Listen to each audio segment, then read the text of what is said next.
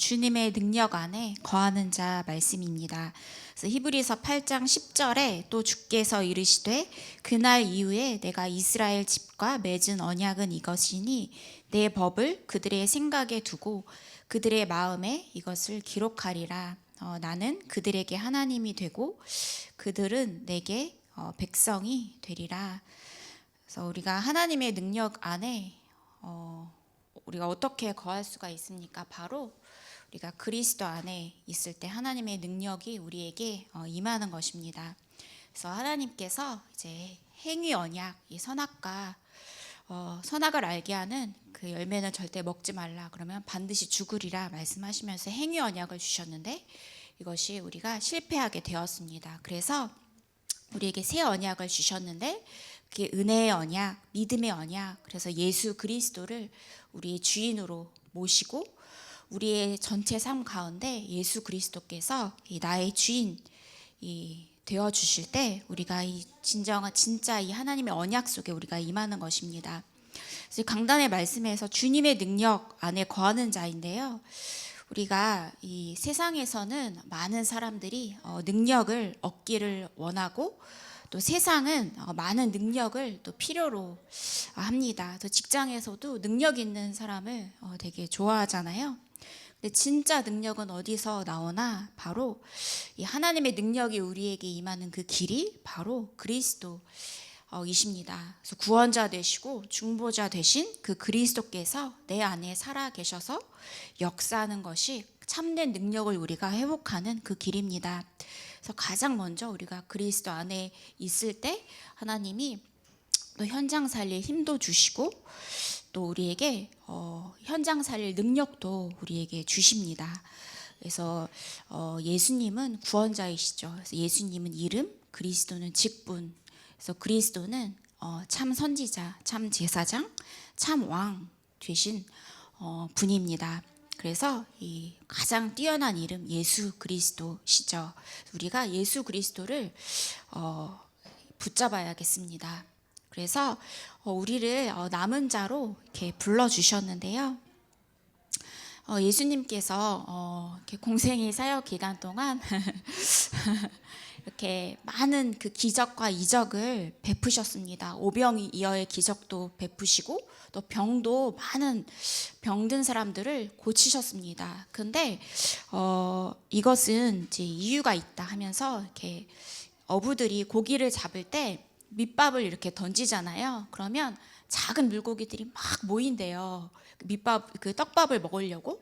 근데 그 옆에서 큰 물고기가 그것을 보고 있다고 합니다. 그래서 큰 물고기가 이제 이렇게 등장하면 작은 물고기들이 다 도망간대요. 그래서 딱 그 큰 물고기가 밑밥을 딱 먹잖아요. 그것처럼 예수님도 이렇게 밑밥 병을 고쳐주시고 오병이어의 기적도 베푸셔서 사람들이 막 몰려들게 한 다음에 또 영접도 하고 하나님 자녀도 되지만 가장 하나님이 이렇게 중요하게 보시는 것은 남은 자, 제자를 이렇게 찾는 것입니다. 그래서 우리를 남은 자로 불러주셨습니다. 제자로 현장 살릴 제자로 불러주셨습니다. 그리고 우리를 이제 땅 끝까지 갈 수 있는 순례자로 우리를 불러주셨죠. 그래서 우리가 언약의 여정을 가는 동안 많은 문제와 갈등과 위기가 있습니다. 그래서 사람이 이 사는 곳에는 어디든 문제와 갈등과 위기가 있는데 90%가 참고 견딘다라고 말씀을 하세요. 근데 10%는 너무 이 견디다 못해서 병에 든다. 그래서 참는 것이 아니다. 그래서 우리가 문제, 갈등, 위기를 초월할 수 있는 힘을 가져야 된다. 근데 문제와 갈등과 위기 속에서 뛰어넘는 것이 바로 감사다라고 말씀을 주셨습니다. 왜 감사를 해야 하느냐? 요한복음 15장 11절 내가 이것을 너희에게 이름은 내 기쁨이 너희 안에 있어 너희도 내 계명을 지키면 내 사랑 안에 거하리라. 그래서 그리스도의 사랑 안에 거할 수밖에 없기 때문에 감사하게 되고 문제와 갈등과 위기 속에서 이렇게 중요한 감사가 회복되게 됩니다. 그래서 문제와 갈등, 위기는 중요한 하나님의 답을 찾는 시간이고 갱신할 수 있는 그런 시간입니다. 중요한 답을 찾는 시간이죠. 그래서 우리는 이제 순례자의 여정을 가는 것입니다. 그래서 이제 7여정 이제 말씀도 주셨는데 하나님이 만들어 놓은 길로 가라. 그래서 모세가 이렇게 막 이스라엘 백성들을 데리고 출애굽을 했잖아요. 이제 모세가 이스라엘 백성들을 이끌고 하나님의 언약을 가지고 성삼위 하나님이 역사하는 그 길로 백성들을 인도했습니다. 그래서 10가지 비밀이 있는데 가장 중요한 키가 뭐냐? 시너지. 다른 사람을 살리는 시너지다. 그래서 모세 한 명이 이스라엘 백성들을 다 살렸잖아요. 그 10가지 발판의 키가 뭐냐? 절대 언약. 절대는 하나님이시죠. 하나님의 언약을 붙잡는 것이 바로 10가지 발판 중의 핵심이 절대 언약을 붙잡는 것입니다. 모세가 피언약, 절대 언약 붙잡고 이스라엘 백성들을 데리고 출애굽을 했죠. 그래서 5가지 확신의 키는 어떤 경우든 승리한다. 그래서 하나님이 함께 하시기 때문에, 그래서 하나님과 함께 하는 이 비밀을 가지고 이제 출애굽하고 여기서 중요한 하나님과 함께하는 비밀을 누렸습니다. 그래서 9가지 흐름의 가장 키가 무엇입니까? 바로 근본과 시스템이다. 사람은 바꿀 수 없지만 안 바뀌지만 근본과 시스템을 바뀌면 이 환경이 바뀐다. 이 말씀을 하셨어요. 그래서 왜 이게 잘못됐네요. 그래서 62가지 우리의 삶의 키가 뭐냐? 평생 응답을 붙잡는 것이다. 미션을 붙잡는 것이다. 하나님이 각자에게 주신 미션이 있잖아요. 그것을 붙잡는 것입니다.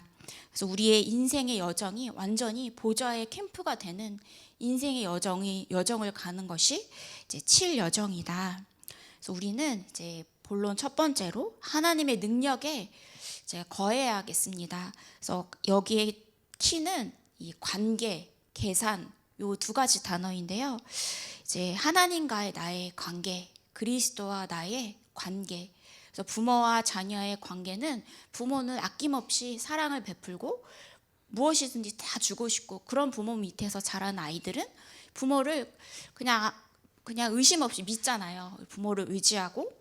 그래서 하나님과 나의 관계는 그런 관계다. 그렇기 때문에 불 가운데도 들어갈 수 있고 내가 죽으면 죽으리라 고백도 할 수 있는 것입니다. 근데 이 계산은 관계, 이 하나님과의 관계의 반대의 이 계산은 이제 염려도 계산이라고 하시더라고요. 염려도 나의 계산이구나. 왜냐하면 우리가 하나님의 관계를 우리가 놓치는 거잖아요. 하나님의 그 절대 주권을 놓치고 그리스도께서 나의 주인 되시는데 내가 그 주인 되시는 그리스도를 붙잡아야 되는데 염려한다는 거는 내가 주인 되고 나 중심인 거잖아요. 그래서 이 아나니아 삽비라도 바나바가 헌금하는 것을 보고 이제 우리도 헌금해야겠다 했는데 계산해 보니까 우리 뭐 먹고 살지? 이렇게 계산이 되는 겁니다. 그래서 쌍묘의 비극이 임했잖아요.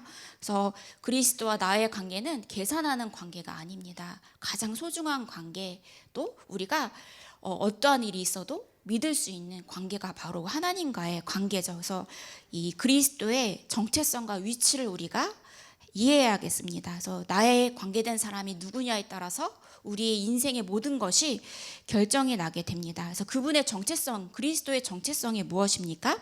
바로 하나님께서 이제 그를 지극히 높여 모든 이름 위에 뛰어난 이름을 주사 하늘에 있는 자들과 땅에 있는 자들과 땅 아래에 있는 자들로 모든 무릎을 예수의 이름에 꿇게 하시고 그래서 가장 뛰어난 이름을 주셨어요. 예수 그리스도에게. 그래서 그분과의 관계입니다.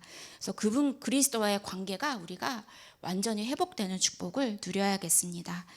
그래서 이 스데반이 그리스도와의 관계가 얼마나 이 끈끈하고 완전히 그리스도 중심으로 인도를 받았는지 스데반이 이렇게 돌에 맞아 죽는데 성령이 충만해서요. 이 하늘을 우러러 주목하니까 하나님의 영광감이 예수께서 하나님 우편에 서신 것을 보았다.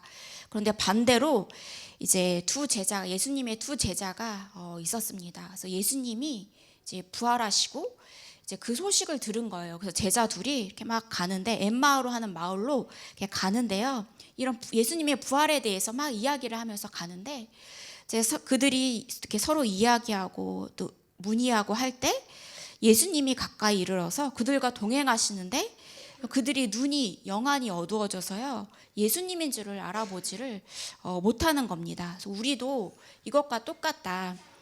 눈에 안 보이지만 그리스도께서 우리와 함께 하시는데, 우리가 이 그리스도와 함께하는 축복을 자꾸 놓치는 거죠. 우리가 두 제자와 같은 그런 실수를 우리가 할 수도 있어요. 그래서 우리는 가장 중요한 것은 그리스도가 함께하고 말씀 붙잡고, 또 말씀 속에서 그리스도의 언약 붙잡을 때 하나님이 함께하는 축복을 하게 됩니다. 그렇지 않으면 우리가 이 축복을 자칫하면 놓치게 됩니다. 왜냐하면 설교도 실컷 듣고 은혜도 받고 하는데, 가장 중요한 것은 문제, 위기, 갈등만 오면 이 축복을 다 놓친대요. 그래서 우리가 문제, 위기, 갈등 속에서 중요한 하나님의 계획을 붙잡고 하나님의 언약을 붙잡는 귀한 시간이 되고, 오히려 그 속에서 하나님이 진짜 나와 함께 하시는구나, 그리스도께서 진짜 나의 인생의 주인 되시는구나를 우리가 확인을 할 수가 있어야겠습니다. 그래서 이 그리스도의 그 능력, 하나님 안의 능력이 어떻게 거하는가? 방법이 아주 간단하다. 바로 주님의 그리스도의 능력 안에 거하는 것이다. 그래서 내게 능력 주시는 자 안에서 내가 모든 것을 할 수 있다. 그리스도 안에서 내가 모든 것을 할 수 있다. 그러면 내가 세상 끝날까지 너희와 항상 함께 있으리라 하시니라. 끝날까지 함께 하시겠다고 우리에게 약속을 하셨습니다. 그래서 주님의 능력 안에 거하는 것이 무엇입니까? 바로 그리스도 언약 붙잡고 기도하는 것이 바로 주님의 능력 안에 거하는 것입니다. 그래서 기도는 주님과의 대화입니다. 그래서 그 이름, 예수 그리스도 이름으로 기도하면 반드시 응답되고 역사가 일어납니다. 그래서 특히 바울은 무시 기도를 이제 말씀을 했고요. 예수님은 그 새벽 아직도 밝기 전에 이제 그 새벽에 예수님께서는 깊게 기도하시고 집중하셨습니다. 그래서 이제 또 새벽형, 저녁형 분들이 있잖아요. 근데 그 류목사님 메시지 들어보니까 자기는 아무 때나 일어나고, 그러니까 아무 규모 없이가 아니라 이제 또 깊게 집중하실 때는 때로는 좀 또 스케줄이 없을 때는 또 늦게 일어나기도 하고, 자기는 이렇게 규모가 없다.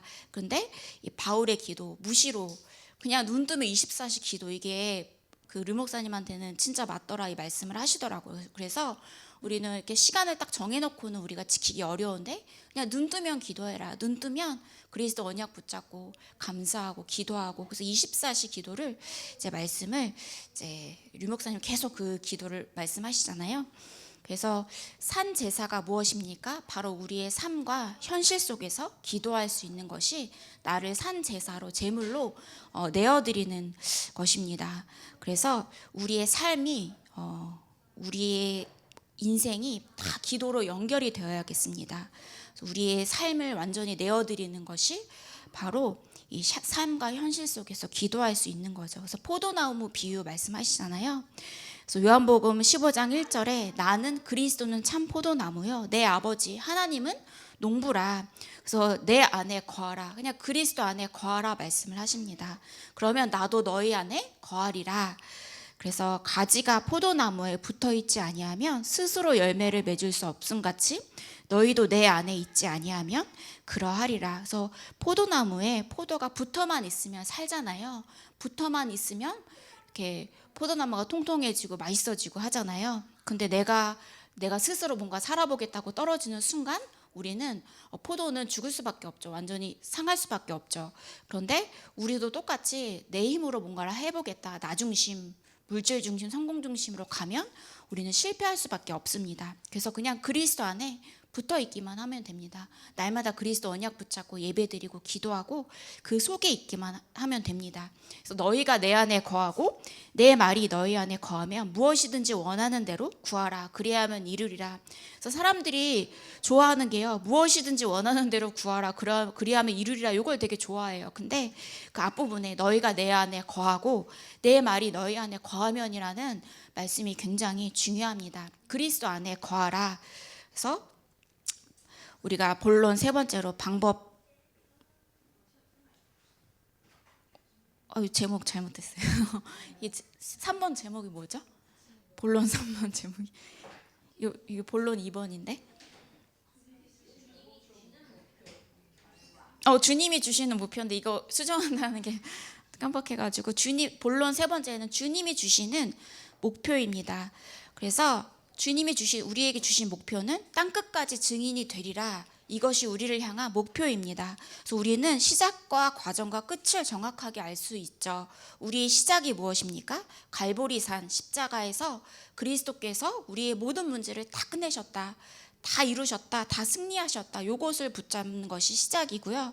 그래서 우리의 그 언약의 여정을 가는 그 과정이 우리의 모든 일이 그 과정을 걸어가는 일입니다.